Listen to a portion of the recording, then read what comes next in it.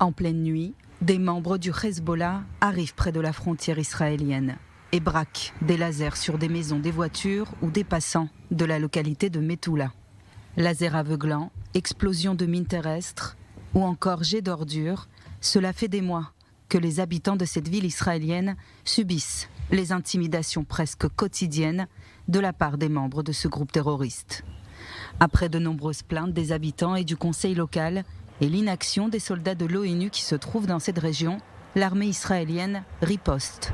Sur ces images, Tsahal envoie une boule malodorante pour chasser les membres du Hezbollah qui se trouvent à côté de ce véhicule. Une action qui met fin à ce harcèlement. En parallèle, les autorités israéliennes ont dévoilé les détails entourant l'attentat mené lundi au carrefour de Megiddo au nord du pays. Un terroriste porteur d'une ceinture d'explosifs, probablement arrivé du Liban, a posé une bombe au bord de la route avant d'être abattu. Il aurait donc roulé pendant près d'1h30 à l'intérieur du territoire israélien.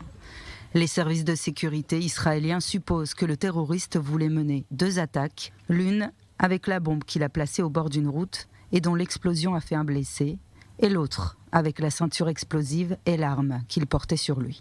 Pour l'heure, de nombreuses questions restent sans réponse, notamment les raisons pour lesquelles l'homme a roulé jusqu'à Megiddo avant de poser sa bombe. Les autorités ne savent pas comment cet homme a pu traverser la clôture de sécurité. Selon les responsables sécuritaires, le placement d'une bombe au bord d'une route est un procédé totalement différent des attaques terroristes connues sur le territoire. Les soupçons se portent sur une infiltration du mouvement terroriste libanais